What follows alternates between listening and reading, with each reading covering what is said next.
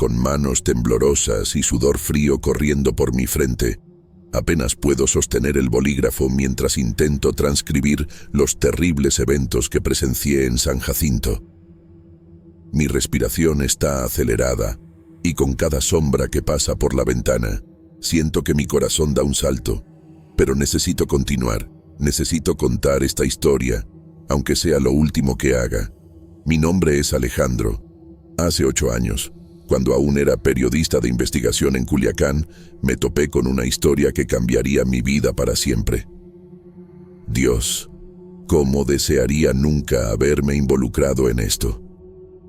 Todo comenzó con una investigación rutinaria sobre desapariciones en San Jacinto, un pequeño pueblo en las montañas de Sinaloa. Lo que descubrí fue mucho más allá de simples casos aislados. Mi garganta se cierra solo de pensar en revivir esos momentos. Lo que voy a contar ahora es una realidad que muchos prefieren ignorar, pero que yo fui forzado a enfrentar de frente. El grito cortó la noche como un cuchillo, arrancándome del sueño inquieto. Todavía puedo oír ese grito resonando en mis pesadillas. Me senté en la cama, el corazón martillando en el pecho, los ojos tratando de penetrar la oscuridad de la habitación desconocida. Por un momento pensé haberlo imaginado, pero entonces lo escuché de nuevo. Un lamento distante, desesperado, que pronto fue silenciado. El silencio que siguió fue aún más aterrador. Miré el reloj. 3:17 de la mañana. Esos números rojos brillantes parecen grabados en mi mente. Mi primera noche en San Jacinto, y ya estaba inmerso en el terror que vine a investigar. Me levanté silenciosamente, acercándome a la ventana. Las calles del pueblo estaban desiertas, bañadas por la débil luz de la luna. Pero allí, en la esquina, vi un movimiento, sombras moviéndose rápidamente, arrastrando algo o alguien. Mis dedos aprietan el bolígrafo con tanta fuerza que temo romperlo. Mi instinto de periodista gritaba para que tomara mi cámara, saliera e investigara, pero el miedo me paralizaba. Nunca me sentí tan impotente, tan cobarde. Esos gritos eran exactamente como los descritos por los pocos que se atrevieron a hablar sobre las desapariciones. Volví a la cama, pero el sueño no llegó.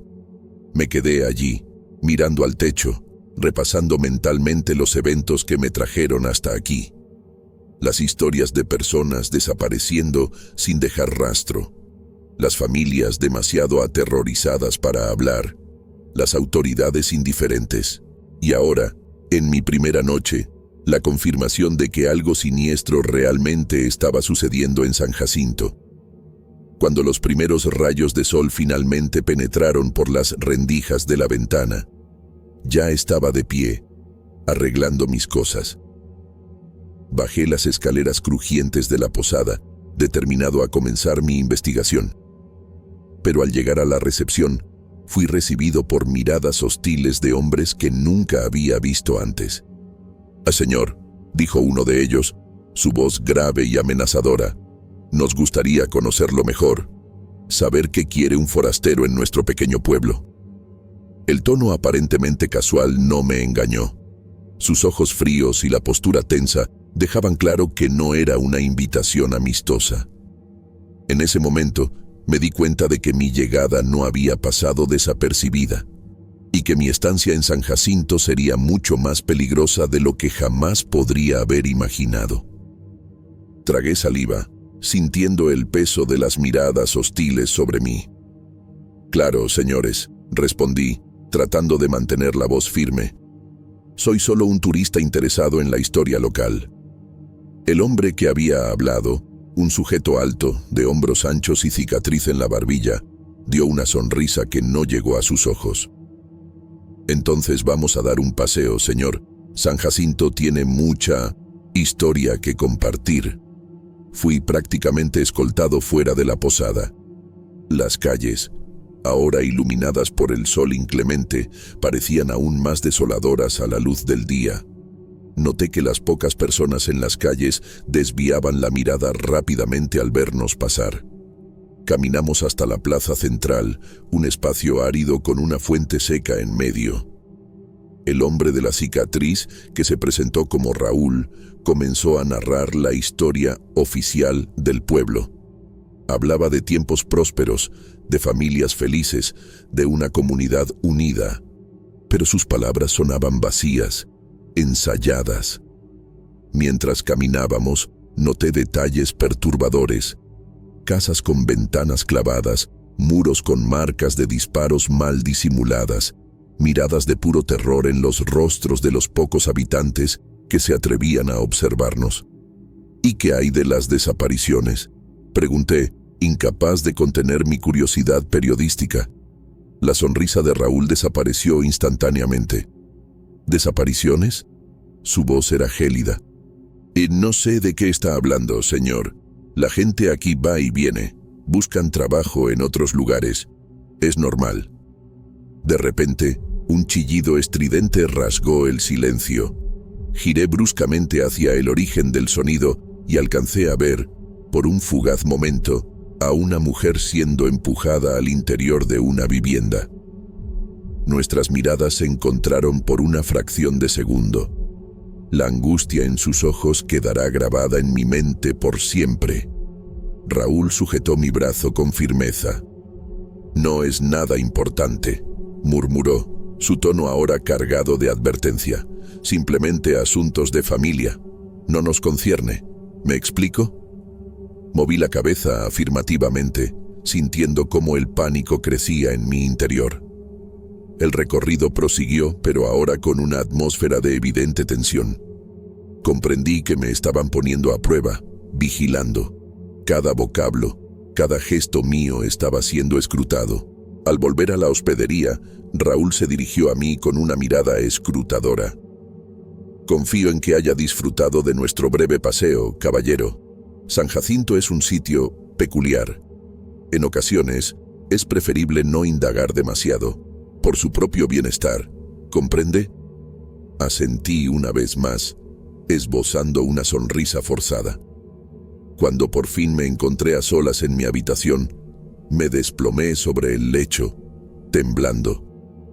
¿Qué había presenciado? El alarido de aquella mujer, las expresiones aterradas de los lugareños, las veladas amenazas de Raúl. Todo indicaba algo mucho más oscuro de lo que había imaginado.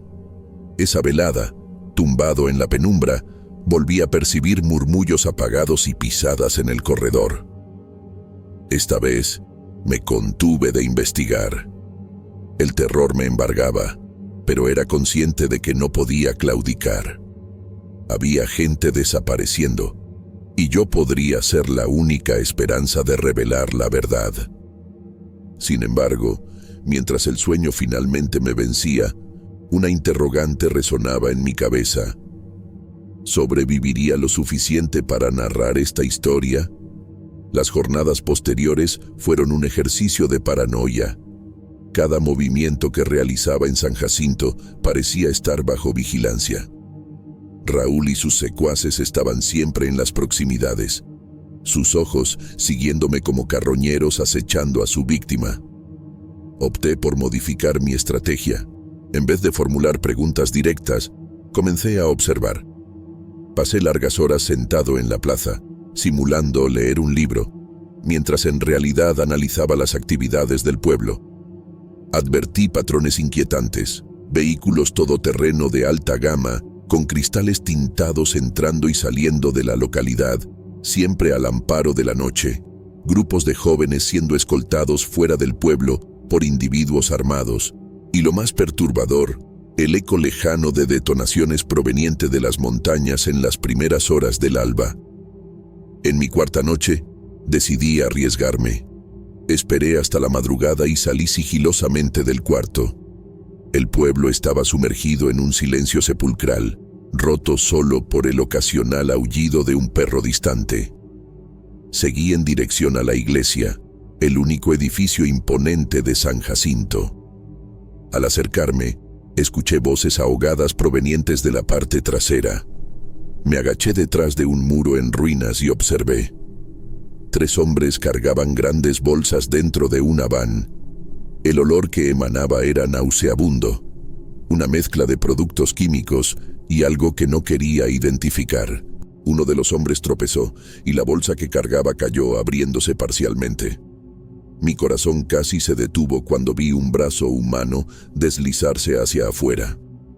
Ahogué un grito, pero debo haber hecho algún ruido. Uno de los hombres miró en mi dirección. «¿Quién anda ahí?», gritó. No esperé para ver qué pasaría, corrí lo más silenciosamente que pude, mi corazón martillando en el pecho. Logré volver a mi cuarto sin ser visto, o al menos eso pensaba. A la mañana siguiente, al bajar a desayunar, encontré a Raúl sentado en la recepción. Su sonrisa era gélida. «¿Durmió bien, señor?», preguntó, sus ojos nunca dejando los míos.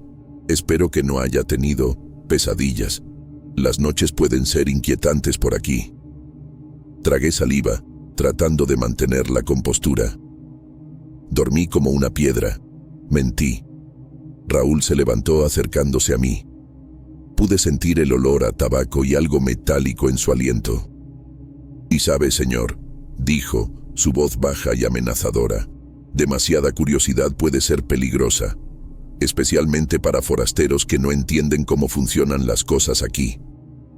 En ese momento, tuve certeza absoluta. Ellos sabían que había visto algo la noche anterior. El mensaje era claro. Estaba pisando terreno peligroso. Pasé el resto del día en mi cuarto, fingiendo estar enfermo. En realidad, estaba planeando mi escape. Había visto lo suficiente para saber que San Jacinto escondía horrores inimaginables. Necesitaba salir de allí y denunciar lo que estaba sucediendo. Pero mientras la noche caía y escuchaba movimiento inusual en los pasillos de la posada, una terrible realización me golpeó. Tal vez ya fuera demasiado tarde para huir. El sonido de pasos pesados en el pasillo me hizo congelar. Eran casi las 2 de la mañana y estaba sentado en la cama, planeando mi próximo movimiento. Contuve la respiración, escuchando las voces ahogadas acercarse a mi puerta. «¿Estás seguro que fue él?», escuché a alguien preguntar. «Raúl dijo que lo vigiláramos». «No lo dejes salir», respondió otra voz. Mi corazón se aceleró.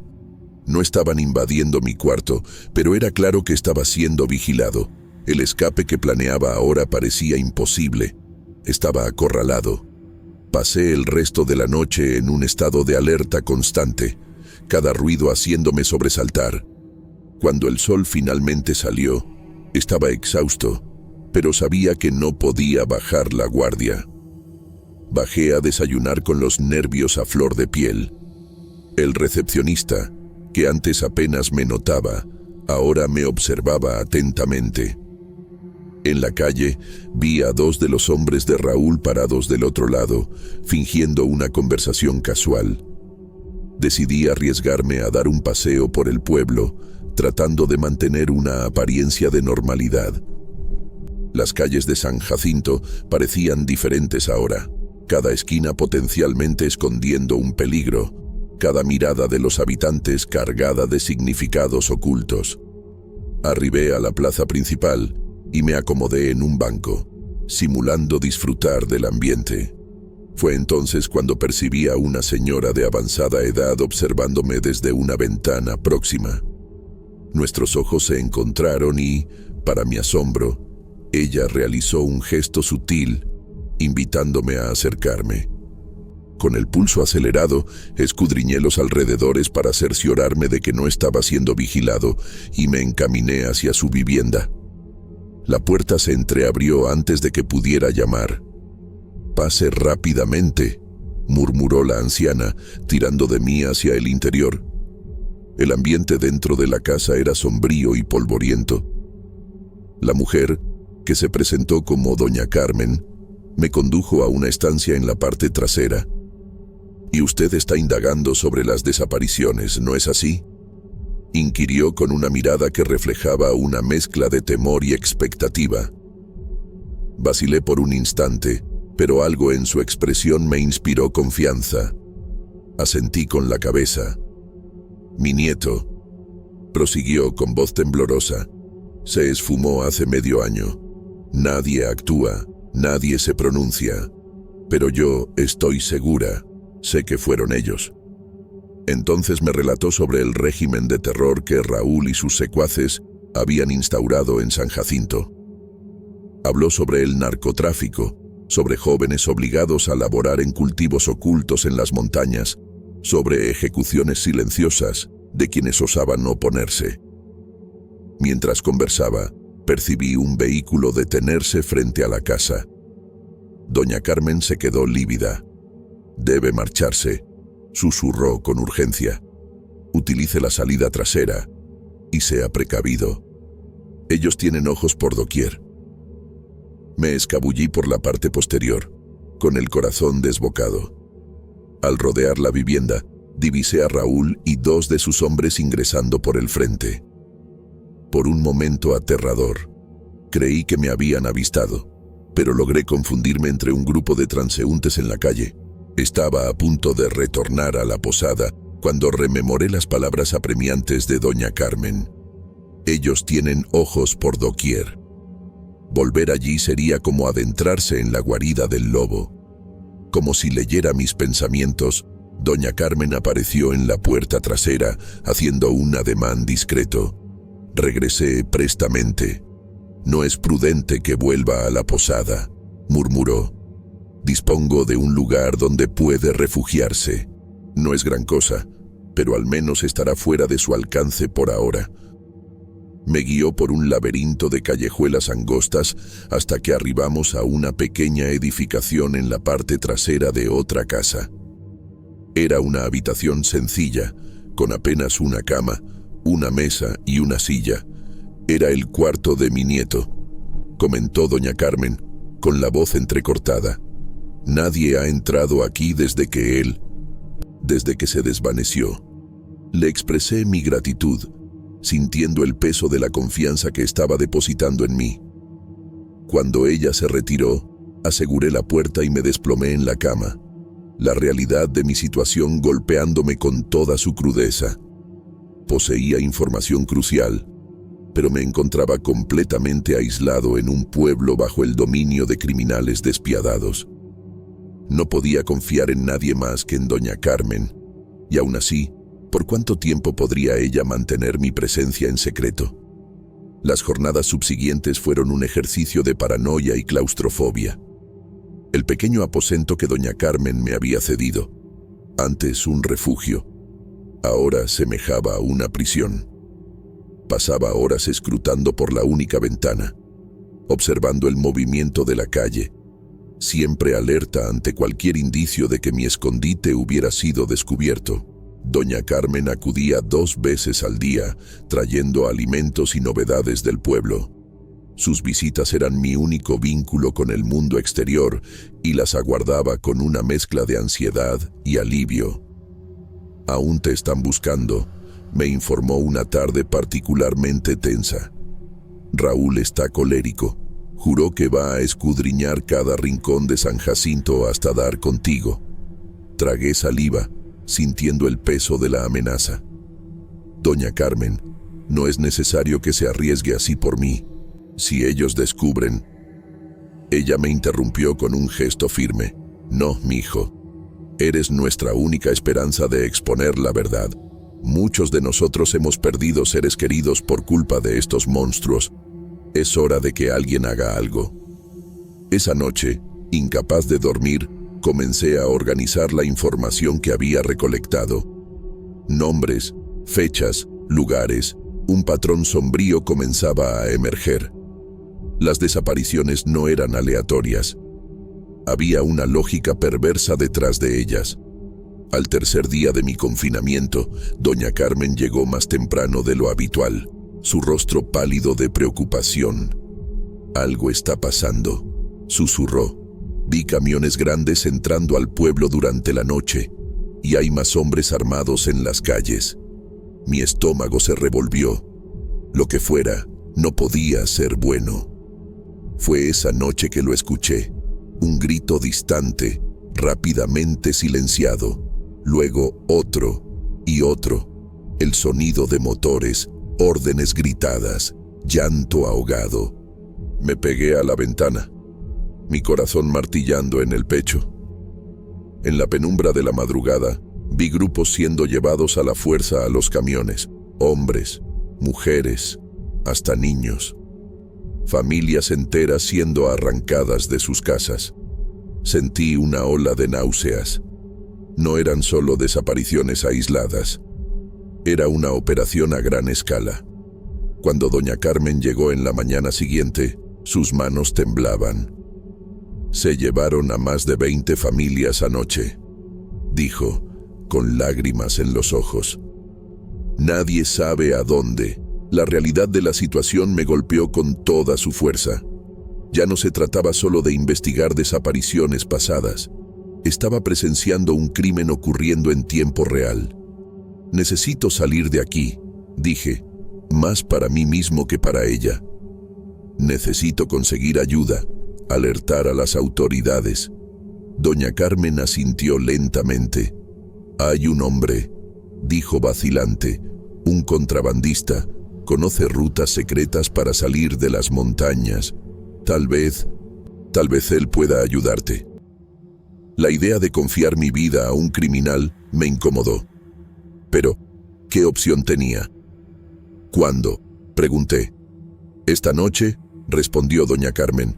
Haré los arreglos, pero recuerda, mijo, si logras salir, no nos olvides. Trae ayuda, salva nuestro pueblo. Mientras ella salía para hacer los preparativos, me quedé allí, sentado en la oscuridad del pequeño cuarto. La noche prometía ser larga y peligrosa, y sabía que, si algo salía mal, bien podría ser mi última en San Jacinto, o en cualquier lugar. La oscuridad que precede al amanecer envolvió San Jacinto como un manto sofocante.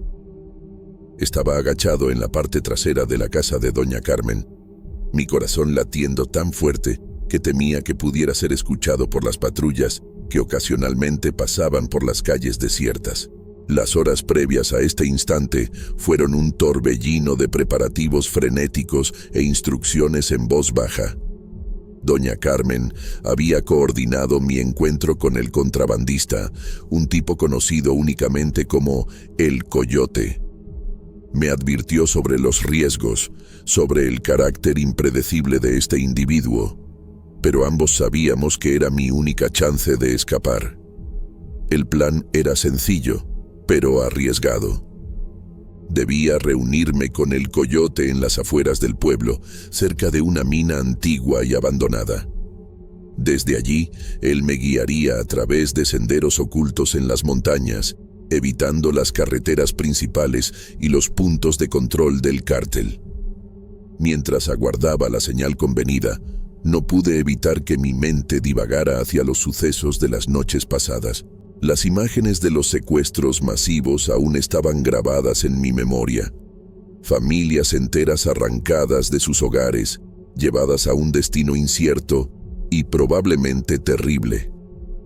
La culpa por estar a punto de huir, dejando atrás a tantas víctimas inocentes, pesaba sobre mi conciencia. Pero comprendía que era la única forma de traer ayuda, de sacar a la luz los horrores de San Jacinto al mundo exterior. Un silbido suave rompió el silencio de la noche. Era la señal. Era hora de marcharse. Con una última mirada a la ventana iluminada donde doña Carmen permanecía vigilante, me adentré en las sombras. El trayecto hacia el punto de encuentro fue una prueba para mis nervios. Cada sonido, cada movimiento en las sombras me paralizaba, convencido de que había sido descubierto. El temor a ser capturado por Raúl y sus hombres era una presencia constante, empujándome hacia adelante. Finalmente, llegué a la entrada de la mina desierta. La figura encapuchada de El Coyote surgió de las sombras, tan silencioso como un espectro. Sin pronunciar palabra, me indicó que lo siguiera y emprendimos nuestro camino por los traicioneros senderos de la montaña. Las horas que siguieron fueron una pesadilla de agotamiento físico y tensión mental. El coyote mantenía un ritmo incesante, y yo luchaba por mantenerme a su paso en los caminos empinados y pedregosos. Cada sonido del bosque me sobresaltaba, imaginando perseguidores en cada sombra. A medida que avanzábamos, comencé a ver señales inquietantes en el camino, huellas de neumáticos recientes en senderos que deberían estar vacíos, restos de campamentos desmantelados apresuradamente, y una vez, a lo lejos, el sonido inconfundible de disparos. La comprensión me golpeó como un balde de agua fría. Estos senderos no eran usados solo por contrabandistas, eran las rutas de escape del cártel, posiblemente las mismas vías por las que las familias secuestradas habían sido llevadas. Cuando el sol finalmente empezó a salir, alumbrando el valle debajo de nosotros, sentí una mezcla de alivio y preocupación. Habíamos dejado San Jacinto atrás, pero sabía que el verdadero viaje apenas comenzaba. Las pruebas que llevaba conmigo, las historias de las víctimas, los detalles de las operaciones del cártel, eran como una bomba de tiempo. Mientras descendíamos hacia el primer pueblo fuera del control de Raúl, hice una promesa silenciosa a doña Carmen, a su nieto desaparecido y a todas las demás víctimas de San Jacinto. No descansaría hasta que la verdad fuera revelada y se hiciera justicia. Sin embargo, una voz en el fondo de mi mente me recordaba una dura realidad. En el mundo del narcotráfico y la corrupción, la línea entre amigos y enemigos es vaga. Había escapado de San Jacinto, pero ¿realmente estaba seguro? El pequeño pueblo de Valle Escondido apareció en el horizonte como un oasis de normalidad tras la larga noche de fuga. Sus calles bulliciosas y el ajetreo de la vida cotidiana parecían irreales después de los días de terror en San Jacinto. El coyote me dejó en las afueras del pueblo con una advertencia críptica: ten cuidado con quién confías. Las sombras de San Jacinto son largas. Mi primer impulso fue dirigirme a la comisaría local, pero la paranoia adquirida en San Jacinto me detuvo. ¿Quién aseguraba que la influencia de Raúl no se extendía hasta aquí? Opté por un enfoque más cauto. Encontré una pequeña posada en los límites del pueblo y me registré bajo un nombre falso. La habitación simple se sentía como un palacio en comparación con mi escondite anterior, pero no lograba relajarme. Cada ruido en el pasillo, cada voz alta en la calle me sobresaltaba. Pasé los días siguientes intentando contactar a mis antiguos colegas del periódico en Culiacán. Las llamadas desde teléfonos públicos eran breves y codificadas, siempre con el temor de ser rastreado presente. Su respuesta fue igualmente cautelosa: no regreses, no es seguro, estamos tratando de organizar algo. Por la noche, encerrado en mi cuarto, organizaba mis notas y evidencias, nombres, fechas, lugares. El macabro rompecabezas de las operaciones del cártel en San Jacinto tomaba forma. Pero cuanto más conectaba los puntos, más aterradora se volvía la imagen. Esto iba mucho más allá de un pueblo aislado. Era una red de tráfico y corrupción que se extendía por toda la región, posiblemente hasta los niveles más altos del gobierno. Al cuarto día en Valle Escondido, algo me paralizó de miedo. Un vehículo negro, con ventanas tintadas, estacionado al otro lado de la calle. Podría ser una mera coincidencia, pero mi intuición gritaba que había peligro. Me trasladé a otra posada esa misma noche, esta vez en el extremo opuesto del pueblo. La paranoia se convirtió en mi compañera constante. Cada rostro desconocido en la calle podía ser un soplón de Raúl. Cada sirena lejana podía ser el preludio de mi captura. Dormía poco, siempre en guardia, listo para huir de nuevo. Fue en una de esas noches de insomnio cuando la verdadera magnitud de mi dilema me golpeó. Tenía información que podía desmantelar una red criminal poderosa, salvar vidas y llevar justicia a las víctimas de San Jacinto. Pero cuanto más tardaba, más sufrían las personas. Sin embargo, si actuaba precipitadamente y me atrapaban, todo estaría perdido.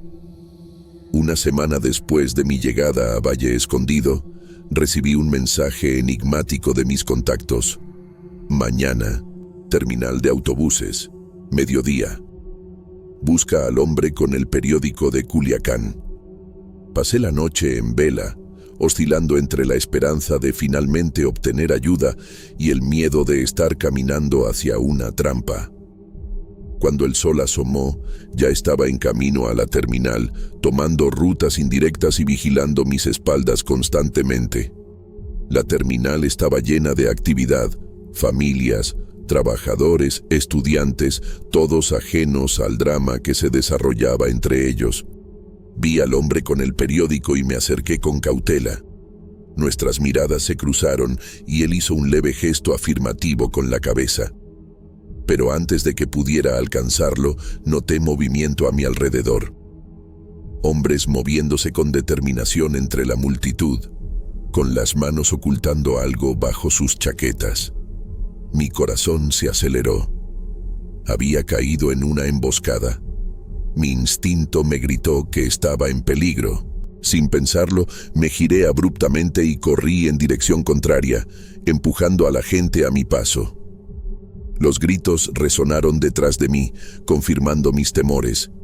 Era realmente una trampa. Zigzagueé por la terminal, con la adrenalina corriendo por mis venas. Logré salir por una puerta lateral, perdiéndome en las concurridas calles de Valle Escondido. Corrí por callejones, doblé esquinas al azar, siempre atento a cualquier señal de que me estaban siguiendo.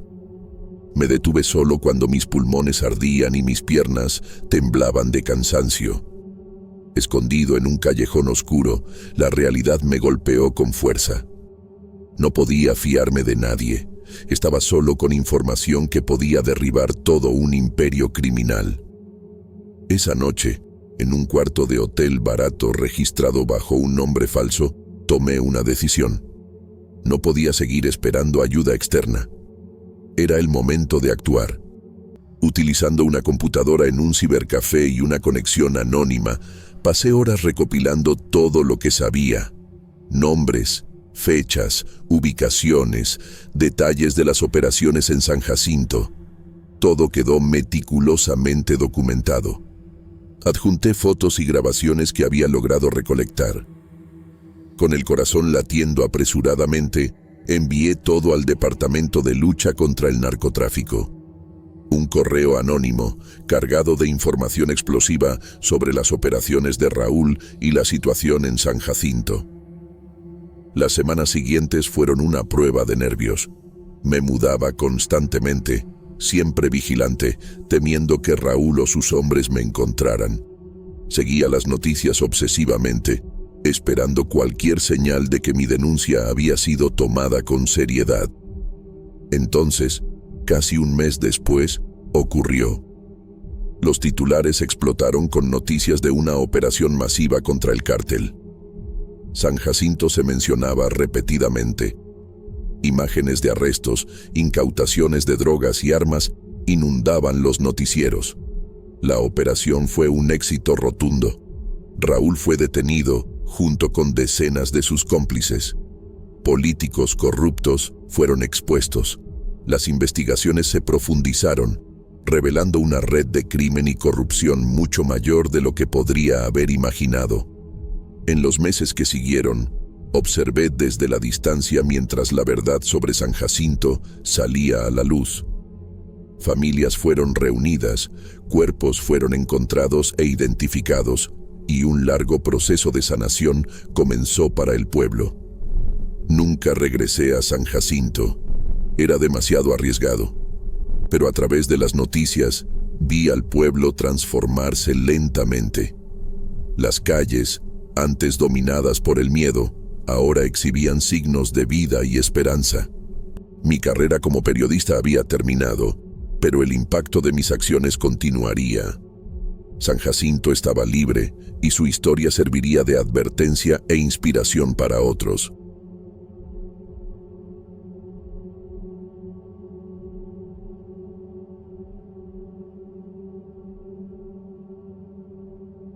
Me llamo Carlos, y lo que estoy a punto de narrar ocurrió hace 2 años, aunque parece una eternidad.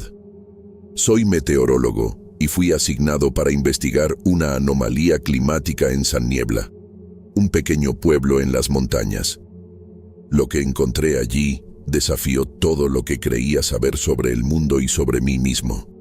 Shade, te agradezco por permitirme compartir mi historia. Tal vez, al contarla, pueda finalmente entender lo que realmente sucedió en ese lugar maldito. El sol ya se ocultaba cuando mi jeep por fin alcanzó las fronteras de San Niebla.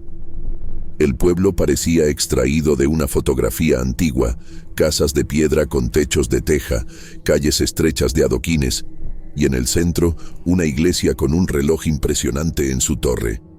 Todo parecía normal, incluso tranquilo. Poco sabía yo que estaba a punto de adentrarme en una pesadilla.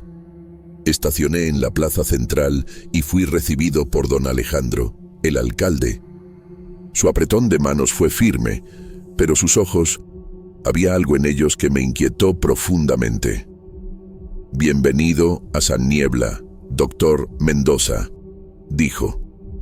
«Espero que pueda ayudarnos con nuestro peculiar problema climático». Mientras me conducía a la posada donde me hospedaría, noté que los pocos habitantes en las calles me observaban con una mezcla de curiosidad y temor. Intenté esbozar una sonrisa, pero solo recibí miradas desconfiadas a cambio. «No les preste atención», comentó don Alejandro, notando mi incomodidad. «No estamos acostumbrados a los forasteros, especialmente ahora, con esta niebla extraña». Ah, la niebla. La razón de mi presencia allí. Informes de una niebla anormalmente densa que surgía todas las noches habían llegado a mi departamento. En principio, parecía solo una curiosidad meteorológica. Sin embargo, al ver la tensión en los rostros de los habitantes, comencé a sospechar que había más en esta historia. Ya era de noche cuando me instalé en la habitación de la posada. Por la ventana, vi cómo la niebla comenzaba a formarse, deslizándose por las calles como dedos espectrales. Era más espesa que cualquier otra que hubiera presenciado antes, casi tangible. Fue entonces cuando lo escuché. Un murmullo, tan tenue que al principio pensé que era solo el viento. Pero a medida que la niebla se espesaba, el sonido se hacía más nítido. No eran palabras exactamente, pero algo parecido. Fascinado y algo asustado, abrí la ventana para observar más de cerca. El aire frío y húmedo se coló en la habitación, trayendo consigo esos susurros extraños. Por un momento, creí ver una figura moviéndose en la niebla, pero al parpadear, había desaparecido. El sonido del reloj de la iglesia marcando las 12 me sobresaltó. Y entonces, algo aún más extraño sucedió. Todos los sonidos cesaron de repente. Los susurros, el viento, incluso el tic-tac de mi reloj de pulsera. Era como si el pueblo entero hubiera sido tragado por un vacío. Cerré la ventana rápidamente, con el corazón desbocado. ¿Qué demonios estaba ocurriendo aquí? Esto iba mucho más allá de una simple anomalía climática. Mientras me preparaba para dormir, no pude evitar la sensación de que estaba siendo observado. Y lo peor de todo, sentí que había cometido un terrible error al venir a San Niebla.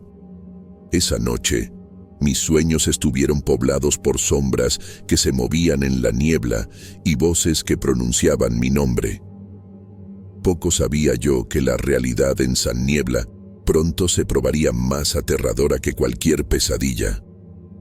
Me desperté al día siguiente con el sonido de la campana de la iglesia. Por un momento me sentí desorientado. Los eventos de la noche anterior parecían un sueño lejano. Pero al abrir las cortinas, la realidad de esa niebla me golpeó de lleno. La niebla se había disipado, pero sus efectos eran visibles. Las calles estaban desiertas. Un silencio opresivo flotaba en el aire. Las pocas personas que vi parecían moverse como autómatas, sus ojos vidriosos y distantes. Bajé a desayunar, decidido a comenzar mi investigación. La dueña de la posada, doña Carmela, me sirvió con manos temblorosas. Cuando intenté sacar el tema de la niebla, ella solo negó con la cabeza y murmuró algo sobre no hablar de eso.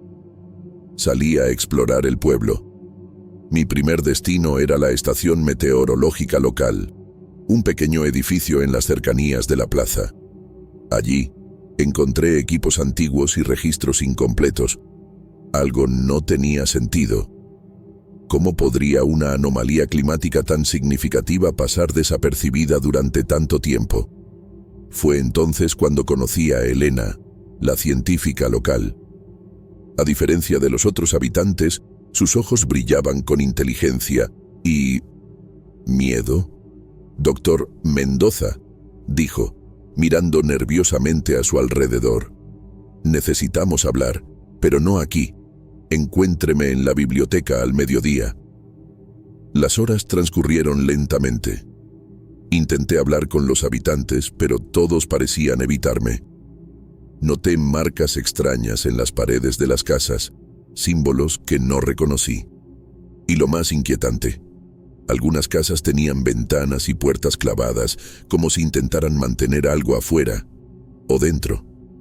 Al mediodía, encontré a Elena en la biblioteca polvorienta. Parecía agitada, sus ojos constantemente volteando hacia las ventanas.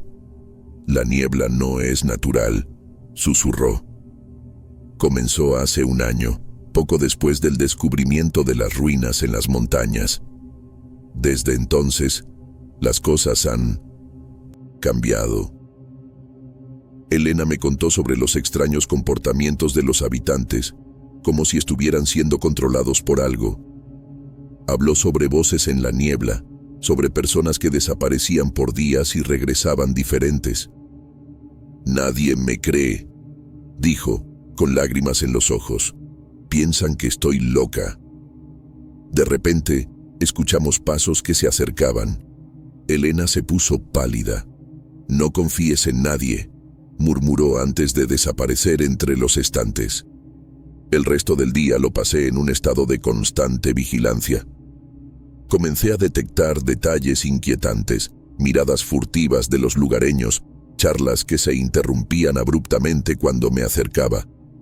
Y el reloj de la iglesia. ¿Por qué sus campanadas sonaban fuera de ritmo?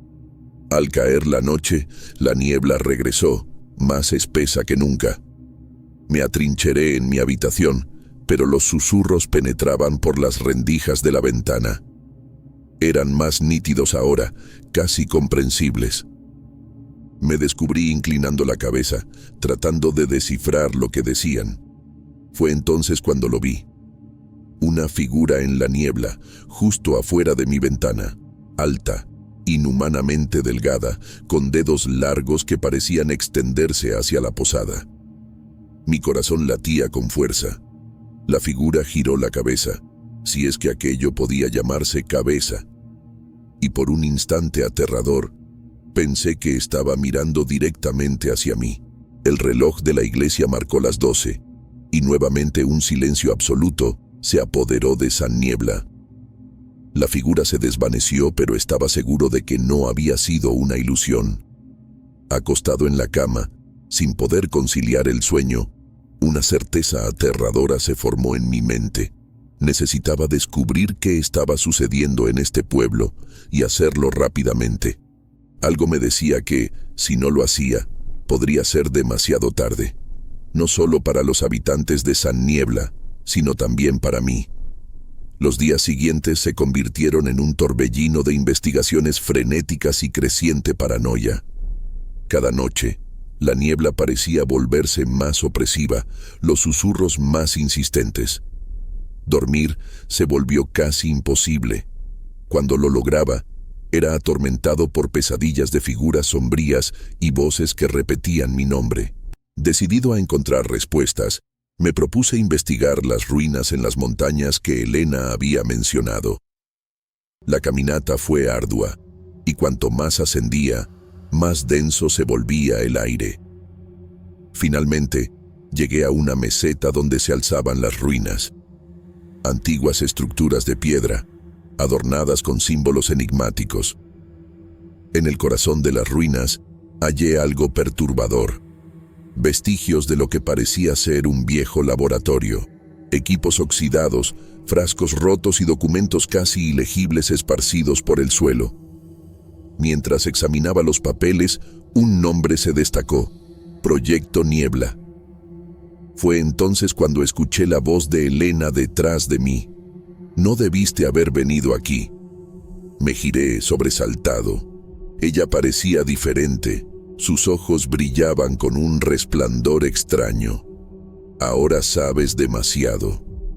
Antes de que pudiera reaccionar, un dolor agudo estalló en mi cabeza y el mundo se oscureció. Desperté en una habitación estéril, similar a una instalación médica. A través de una ventana de vidrio, vi a don Alejandro y Elena conversando con un grupo de personas en batas blancas. Cuando notaron que estaba consciente, entraron en la habitación. «Doctor Mendoza», comenzó don Alejandro, su voz helada y calculadora. «Lamento que haya llegado a esto, pero comprende, no podemos permitir que el mundo exterior se entere». Las revelaciones que siguieron fueron impactantes. San Niebla, descubrí, no era solo un pueblo remoto. Era el centro de un experimento gubernamental secreto que llevaba décadas en ejecución. El Proyecto Niebla intentaba desarrollar una forma de control mental mediante una combinación de drogas alucinógenas dispersadas en aerosol. La niebla. Los habitantes de San Niebla eran conejillos de indias involuntarios, sus mentes lentamente moldeadas a lo largo de los años. Los susurros en la niebla eran en realidad sugerencias subliminales, diseñadas para influir en el comportamiento. «El experimento se descontroló», explicó Elena, su voz vacilante. «La niebla nos está afectando a todos de maneras que no anticipamos. Algunos habitantes desarrollaron habilidades extrañas, otros enloquecieron por completo». Comprendí entonces el terrible dilema en el que me encontraba. Querían utilizar mis conocimientos en meteorología para ayudar a contener la niebla, que se estaba extendiendo más allá de los límites planeados. Pero si me negaba, no solo yo, sino todo el pueblo podría estar en peligro. Mientras discutían mi destino, noté algo alarmante. La niebla comenzaba a infiltrarse en la instalación, deslizándose bajo las puertas. Y con ella, vinieron los susurros. Pero ahora, por primera vez, comencé a entender las palabras. Y lo que escuché me llenó de un terror indescriptible. La niebla se filtraba en la sala, trayendo consigo susurros que empezaba a comprender parcialmente. Fragmentos de frases, órdenes subliminales y códigos misteriosos danzaban en el aire, amenazando con apoderarse de mi mente. Don Alejandro y Elena intercambiaron miradas preocupadas. «Está empeorando», murmuró Elena. «La niebla está evolucionando». Aprovechando su distracción, logré deshacerme de las ataduras y salí corriendo de la sala. Los pasillos de la instalación eran un laberinto y podía escuchar gritos y sonidos de confusión resonando por todas partes. La niebla parecía estar en todas partes, más espesa y más consciente. Mientras huía, vi escenas que desafiaban la lógica. Habitantes de San Niebla deambulaban por los pasillos, sus ojos vidriosos, murmurando ecuaciones complejas o dibujando símbolos extraños en las paredes. Otros parecían haber desarrollado habilidades imposibles, levitando objetos o prediciendo el futuro en un estado de trance. Finalmente, encontré una sala de control. Las pantallas mostraban imágenes del pueblo y sus alrededores. Fue entonces cuando la verdadera magnitud del horror se reveló. La niebla se había extendido mucho más allá de San Niebla, avanzando rápidamente hacia ciudades vecinas. Impresionante, ¿verdad? La voz de Elena me sorprendió. Estaba de pie en la puerta, su mirada una mezcla de fascinación y terror. El proyecto era para crear soldados con habilidades mejoradas, pero creamos algo mucho más allá de nuestro control. Mientras hablaba, noté cambios sutiles en su comportamiento. Sus movimientos eran más fluidos, casi inhumanos, y sus ojos parecían reflejar la niebla que ahora llenaba la sala. «No lo entiendes, Dr. Mendoza», continuó Elena, su voz asumiendo un tono casi hipnótico. «La niebla no es solo una droga. Es una entidad colectiva, formada por las mentes de todos los que han sido expuestos, y está evolucionando».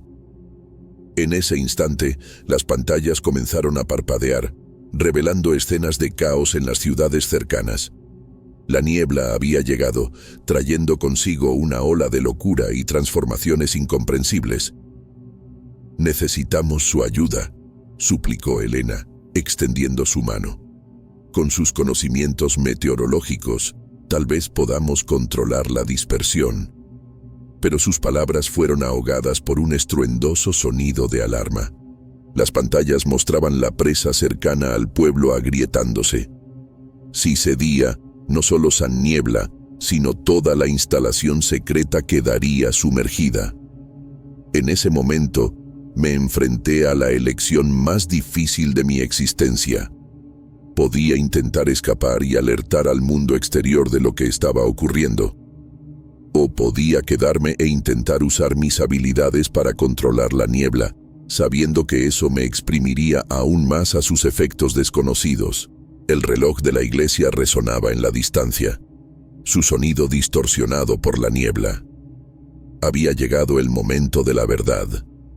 Con el agua amenazando con inundar todo y la niebla expandiéndose velozmente, entendí que mi próxima acción definiría no solo mi destino, sino potencialmente el de miles de personas. La niebla susurraba promesas de poder y sabiduría en mis oídos, mientras Elena me observaba con expectativa. El tiempo se agotaba y debía decidir, pero sus palabras fueron interrumpidas por una sirena. Las pantallas indicaban problemas en el sistema de contención de la niebla. Los niveles de exposición estaban escalando rápidamente en toda la instalación. «Los filtros están fallando», dijo Elena, su rostro pálido por la preocupación. «Si no actuamos pronto, la niebla se extenderá más allá del valle. Miles de personas resultarán afectadas». Me encontraba ante la encrucijada más difícil de mi vida. Podía intentar escapar, alertar al mundo exterior sobre lo que estaba ocurriendo. O podía quedarme e intentar utilizar mis conocimientos para contener la niebla, sabiendo que eso supondría exponerme aún más a sus efectos impredecibles. El reloj de la iglesia daba las campanadas en la distancia, su eco reverberando por los pasillos de la instalación. Había llegado el momento de afrontar la realidad. Con el sistema de contención fallando y la niebla amenazando con expandirse, sabía que mi siguiente acción decidiría no solo mi destino, sino potencialmente el de toda la región. Elena me miraba con desesperación, sus ojos reflejando la gravedad de la situación. «Dr. Mendoza, por favor, usted es nuestra única esperanza para contener esto». Sentía el peso de la decisión sobre mis hombros. La ética profesional me impulsaba a denunciar este experimento ilegal, pero la conciencia me advertía sobre las consecuencias devastadoras si la niebla se propagaba. El tiempo corría en mi contra y tenía que decidir. Las semanas siguientes fueron una prueba de resistencia y determinación. Utilizar mis conocimientos meteorológicos para combatir la niebla resultó ser el desafío más complejo de mi carrera. Nuestro primer paso fue sellar herméticamente la instalación para evitar nuevas fugas. Equipos equipados con trajes de protección trabajaron incansablemente, reforzando cada posible punto de escape. Al mismo tiempo, comenzamos un mapeo detallado de la dispersión de la niebla, usando drones y sensores desplegados por todo el valle. Elena y su equipo se enfocaron en la composición química de la niebla. Tras innumerables intentos fallidos, logramos desarrollar un agente neutralizador. Sin embargo, su producción a gran escala consumió días valiosos. Implementamos un sistema de rociado a través de los ductos de ventilación de la instalación y adaptamos grandes ventiladores industriales para crear corrientes de aire controladas. Drones equipados con dispositivos de pulverización sobrevolaban constantemente esa niebla, aplicando el agente neutralizador. El progreso era lento y, a veces, desalentador. La niebla parecía tener una capacidad casi orgánica de adaptarse, resistiendo nuestros esfuerzos. Pasábamos noches enteras sin dormir, ajustando constantemente nuestras estrategias. Fue en la tercera semana que la naturaleza nos brindó una ayuda inesperada. Un sistema de baja presión se formó sobre la región, trayendo consigo una tormenta de proporciones históricas. Inicialmente, temimos que la lluvia pudiera esparcir aún más la niebla, pero pronto nos dimos cuenta de que estaba sucediendo lo contrario. La precipitación intensa funcionó como un agente limpiador natural, eliminando efectivamente la niebla del ambiente. Los vientos fuertes ayudaron a dispersar las áreas más concentradas, mientras que los relámpagos parecían desestabilizar la estructura química de la niebla. Aprovechamos esta inesperada oportunidad. Trabajando incansablemente en turnos, intensificamos nuestros esfuerzos de neutralización. Utilizamos el sistema de drenaje del pueblo para recoger el agua de lluvia contaminada y dirigirla hacia tanques de tratamiento improvisados. Después de 5 días de tormenta continua, notamos un cambio significativo. Las concentraciones de niebla cayeron a niveles sin precedentes. Cuando el sol finalmente iluminó esa niebla, fue como si se levantara un manto. Sin embargo, éramos conscientes de que la batalla no estaba completamente ganada. Establecimos un riguroso plan de monitoreo y descontaminación a largo plazo. El suelo, las fuentes de agua e incluso las estructuras del pueblo necesitarían un tratamiento continuo. A pesar de todo este esfuerzo y la inesperada ayuda del clima, la incertidumbre persistía. Los efectos a largo plazo de la niebla seguían siendo desconocidos. Nuestra vigilancia tendría que continuar durante años, posiblemente décadas. Reflexionando, me doy cuenta de que fue una combinación de ciencia, tenacidad y un poco de suerte climática lo que nos permitió controlar la niebla. Pero las cicatrices dejadas en esa niebla y en todos nosotros que vivimos esa experiencia permanecerían por mucho tiempo. Con la niebla finalmente contenida, comenzó el largo y arduo proceso de lidiar con las consecuencias. Las autoridades ya no pudieron ignorar lo sucedido en esa niebla.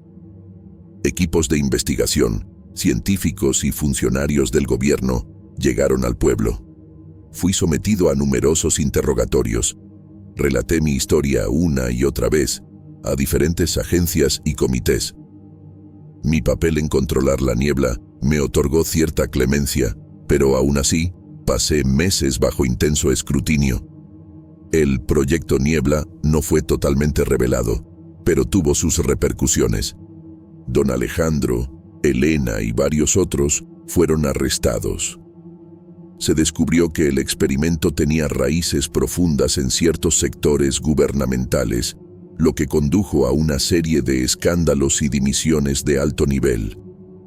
En cuanto a los habitantes de San Niebla, incluyéndome a mí, fuimos sometidos a extensos exámenes médicos y psicológicos. Los efectos de la niebla eran más profundos y duraderos de lo que inicialmente imaginábamos. Muchos presentaban sutiles alteraciones neurológicas, aumento de la actividad cerebral en áreas específicas y, en algunos casos, habilidades cognitivas mejoradas acompañadas de inestabilidad emocional. El pueblo fue declarado zona de cuarentena. Equipos de científicos y médicos establecieron un centro de investigación permanente para estudiar los efectos a largo plazo de la exposición a la niebla. Muchos habitantes, incapaces de volver a sus vidas normales, optaron por quedarse, convirtiéndose tanto en sujetos de estudio como en parte del equipo de investigación. Esta es mi historia, Shade. Una advertencia para aquellos que juegan con fuerzas más allá de su comprensión y un recordatorio de que, a veces, los verdaderos monstruos no son criaturas sobrenaturales, sino las creaciones de nuestras propias mentes ambiciosas.